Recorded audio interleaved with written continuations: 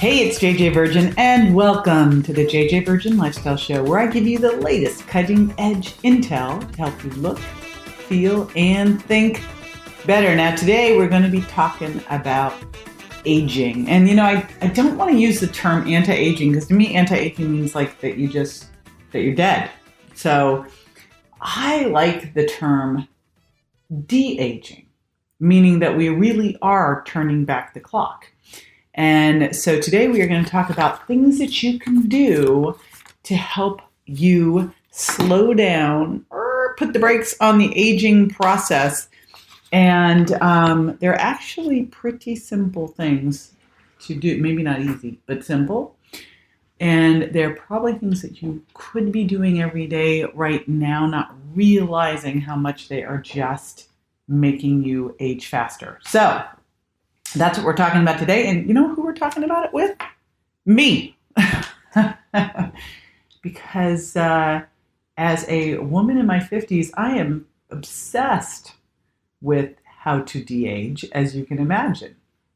And I have been for years. So I'm going to jump right in. I'm going to talk about this subject, and I'm going to share with you when I was writing the Sugar Impact Diet book. One of the things that is clear that one of the most aging things that you can do is eat sugar. And yet you see so many people eating diets that are what I would call high sugar impact and just, and then slathering on a face cream. That ain't going to do it. And one of the most important things that you can do to slow down or turn around the aging process is to lower your sugar impact. Now, in the Sugar Impact Diet, I talk about a different way to look at sugar, and this is never more important than in terms of aging, and here's why. The way we look at how much sugar something has in it right now is we either look at outright sugar grams in a food, and that is problematic because all carbohydrates turn to sugar. So you can't just look at sugar grams in a food because it would make white flour seem like it's okay. But white flour turns quickly into sugar and is aging. So can't look at it that way. But the other way we tend to look at this is we look at it in terms of glycemic index, how much a food impacts our blood sugar response. This doesn't work well either because one type of sugar that is the most aging sugar of all, fructose, looks fine on the glycemic index because the only organ that can metabolize fructose is the liver. So fructose, unlike all the other sugars, goes straight to the liver. It doesn't raise blood sugar, so it seems like it would be cool. Goes straight to the liver, where if it can't be turned into glycogen and stored there, and it probably can't because there's not very much room there, and when it's full, your body turns it into fat. But here's the big challenge, besides the obvious problem there of fructose is giving you fat, is fructose also glycates more than any other sugar. And you do not want to glycate. That's when that combines with proteins to cross-link. And, the best way to explain how that looks is the crust on bread. We don't want to look like the crust on bread, right? At all. That's glycation. Fructose glycates 7 times more than any other sugar. So instead of looking at glycemic index or looking at the sugar grams in a food, what I want you to now start to look at is sugar impact, because this is really looking at how much something raises your blood sugar, how much something raises your insulin, how much fructose something has in it, and that ultimately is going to be the clear sign of how much something is aging you. And again, it's aging you due to that process of glycation, where protein doesn't need enzymes to combine with sugar. And so you're going to end up with this little problem. In fact, I'm just pulling it up right now because I think the best thing to do is give you a great example of it. It's glycation is the result of a typically covalent bonding of a protein or lipid molecule with a sugar molecule, such as fructose or glucose, without the controlling action of an enzyme. So it's called glycation or called glycosylation. And what actually happens here is that you create these things called AGEs, advanced glycation end products. And this is what you want to avoid at all costs, because this is what really is ultimately what is aging you. Okay, so that's the first thing, is we are going to lower sugar impact. So we'll avoid the glycation and we'll avoid the ages, the advanced glycation end products. Now the next one, stress. And when we talk about stress, we've got to talk about something called telomeres, because forever, one of the things I did when I first started talking about weight loss is I started to look at stress, because stress can make you gain weight, stress can make you age faster, stress can make your gut leaky, stress can make you crave sugar. I mean, there's so many things stress can do. But the challenge at the time was there wasn't a really good way to easily measure it. Then we found we had the adrenal salivary index, where we could look at your stress hormones, so we could see how your adrenals were handling it, which really tells, okay, what phase of adrenal exhaustion are you in? Are you in that initial phase where cortisol comes up, or have you started to burn out your adrenals where cortisol is coming back down? But it doesn't show what has been the ramification of your body. Now, there's a lot of symptoms, like I talked about, like leaky gut and low serotonin, but ultimately, what would be the impact? And here's the challenge. We have these things called telomeres. And telomeres are the protective caps on the ends of chromosomes, and they're linked to aging. And what happens as we age is that these things start to shorten, and you lose this genetic material. So it's telomere shortening. This is not what you want. This is like one of the ways we can now measure, are you aging faster? And this happens due to stress. So not only can stress make you gain weight, stress make you crave sugar, stress make your gut more leaky, stress lower your immune system, but stress is one of the most aging things that you can do. Now, one of the big ways that you can start to turn this around, there's actually a couple different ways that you can start to handle stress. One of the things I've got to do a shout out for, because we're talking about de-aging, is burst style or high intensity interval style training. And the reason this is so key is it's going to have a dual effect here. The first thing that it's going to do is it's going to help your sympathetic nervous system handle stress better, because you go all out and you recover, you go all out and you recover. So your body gets used to, okay, stress, recover, stress, recover, stress, recover, not the chronic stress of, say, endurance style training that actually ages you faster and creates more oxidative stress. And we're going to get to that actually in a minute.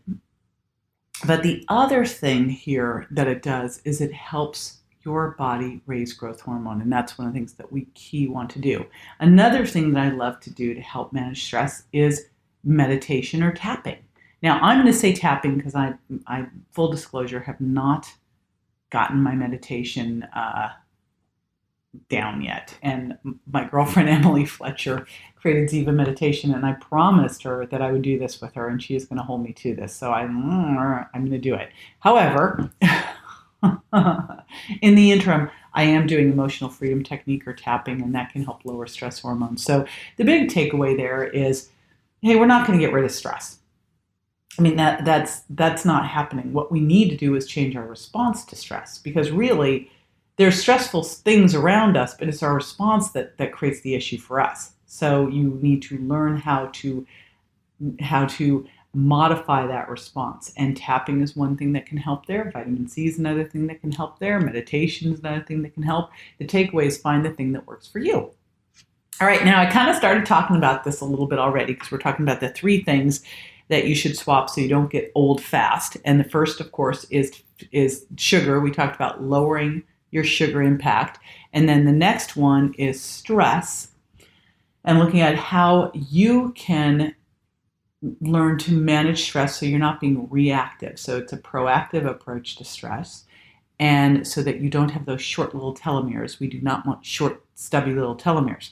And then the next one, and I started to talk about one of the ways that we could handle stress through high-intensity interval training. Well, the contrast, the opposite of high-intensity interval training, is endurance-style training. And endurance-style training is another thing that will age you. And back when I was in graduate school years and years and years ago, we were taught that if you wanted to lose weight, you had to lower your fat, eat a high carb, low fat diet, lower your calories, and do a lot of cardio, long, slow distance. In fact, it had to be at least over 30 minutes. Ideally, it was 60 minutes plus, running, cycling with your heart rate up to about 70% of its max.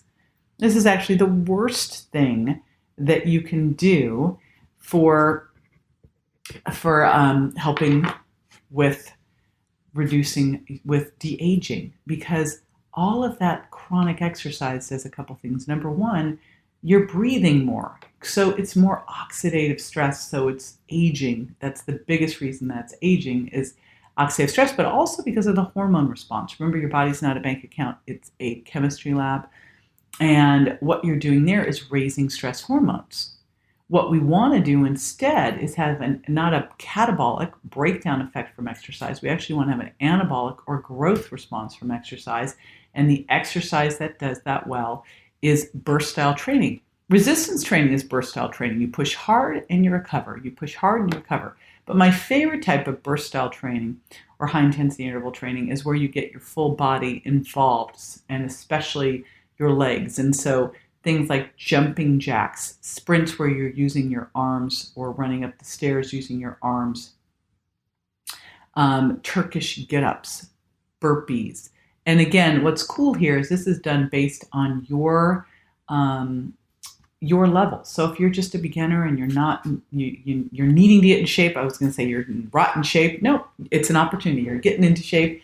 You may find that for you, literally getting up and down out of the chair 10 times is bursting. That's fine. Hey, you're doing it. It's getting started.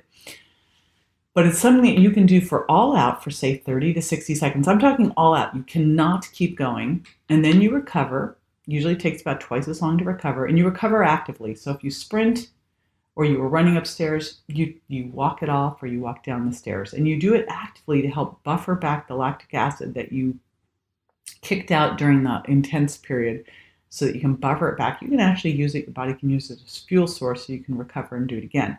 And you do this to accumulate 4 to 8 total minutes of the hard stuff, of the bursting. When you do this, this is very anabolic. There's a couple cool things I talked about earlier, that it helps your sympathetic nervous system learn how to handle stress better. But the other thing is that lactic acid triggers a growth hormone response. And it's all about growth hormone. It's all about growth hormone. And speaking of growth hormone, another cool thing that you can do that can help you de-age is to sleep well. And of course, paradoxically, we tend to sleep worse as we age, because we start to have more issues with our hormone balance, our sex hormone balance, and our cortisol starting to come up. But sleeping is when we're raising our growth hormone. It is key and critical to help you here. So you've got to make sure that you're sleeping well. And that's generally 8 to 9 hours of sleep during the normal circadian rhythm. And so what you have to do that is you have to reverse engineer a good night's sleep.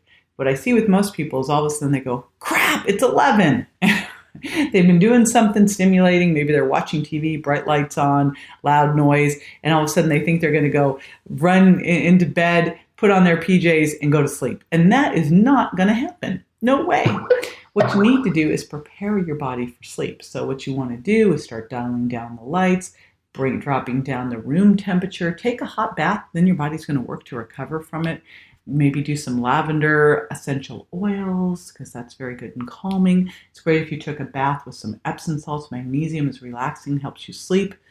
But you are starting to take it down, and you have what my buddy Dr. Michael Bruce calls the power down hour before bed, where technology is out, lights are coming down, you read a good but not great book. This is when we putter. You get yourself set up for the next day, but you're not doing big brain stuff that's going to light your brain back up, and you're certainly not looking at technology that's going to get your neurons fired up again.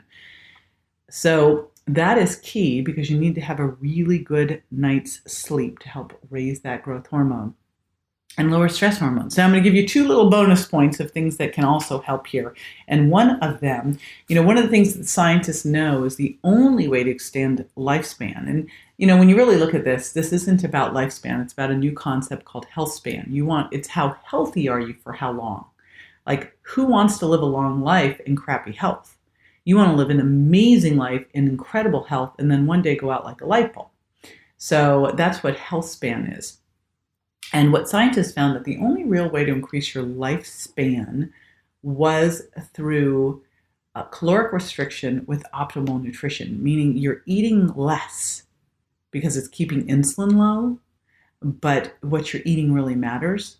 Of course, this is not super fun. So I've got better news for you. One of the things that mimics caloric restriction with optimal nutrition and activates something called the SIRT gene is resveratrol. Now, this does not mean go drink bottles of wine, sadly enough. If it was, I'd be writing the drink bottles of wine de-age diet. Trust me. But you do get resveratrol, of course, in red wine, and Pinot Noir is the highest one. But you can't get enough to really make the difference. That's when you're really going to want to take a supplement on. Now, the other thing that can help is making sure that you get a protein-rich breakfast, because that will also help boost growth hormone along with some resistance training. But a protein-rich breakfast can help there as well.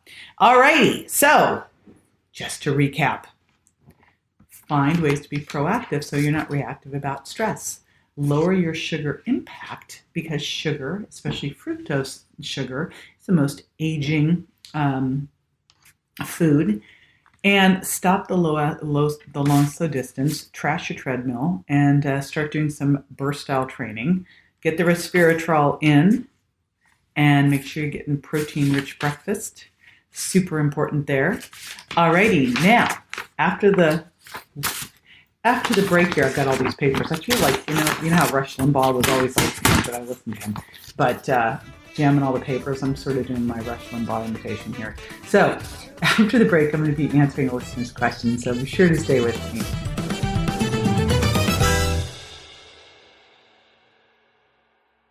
If you're over 35 or under stress, you might not be digesting protein well, and you may decide to take an enzyme product. But if you think all enzyme products are basically the same, here's the truth. Most digestive enzymes help your body digest everything better. Sounds great, except for one thing. When you speed up carbohydrate digestion, you're actually raising your blood sugar, which is not good. JJ has included a special ingredient in her digestive enzyme that slows and even blocks some carbohydrate digestion while supporting protein digestion. Visit jjvirgin.com/products and give JJ's digestive enzymes a try today. Welcome back. Alrighty, this is the time where I answer a listener's question, and today's question comes from Kara in Greensboro, and she says, JJ, I need to lose about 20 pounds, and so my trainer recommended that before I start weight training, I just do cardio first. But I hear you saying that I should be doing interval training and weight training, so what do I do? All right, Kara, this takes me back to my trainer days of decades ago.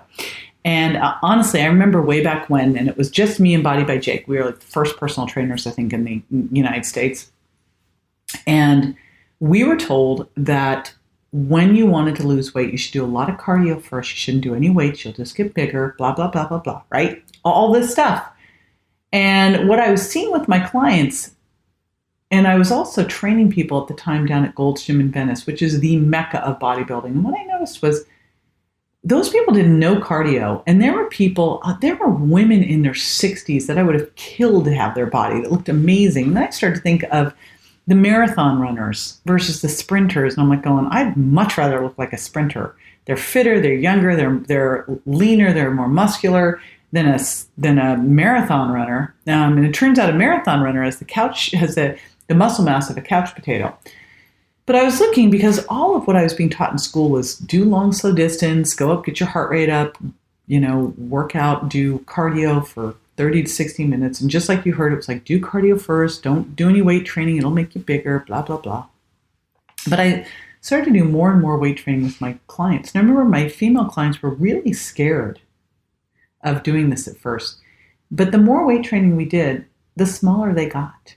Because muscle acts like metabolic spanks. It's going to help your body burn fat better. It's going to improve insulin sensitivity. It raises growth hormone. But it also holds everything in tighter. you can't spot reduce, but you can spot tone.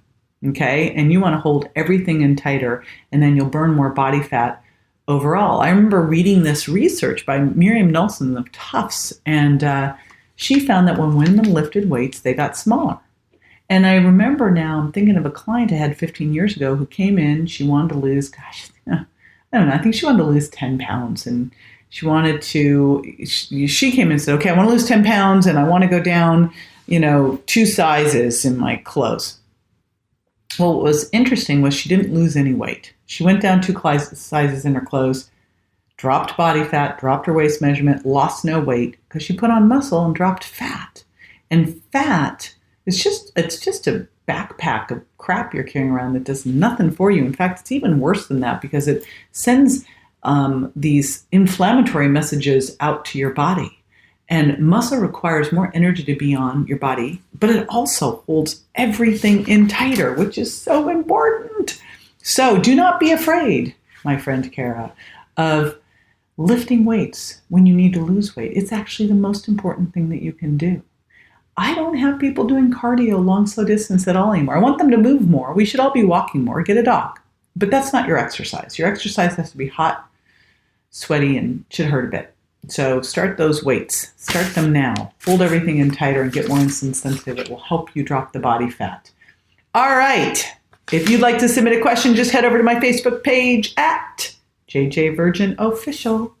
Now, this is the official gratitude portion of the show, where I highlight the review of the week. And by the way, I read all of these reviews. I read them. I love them.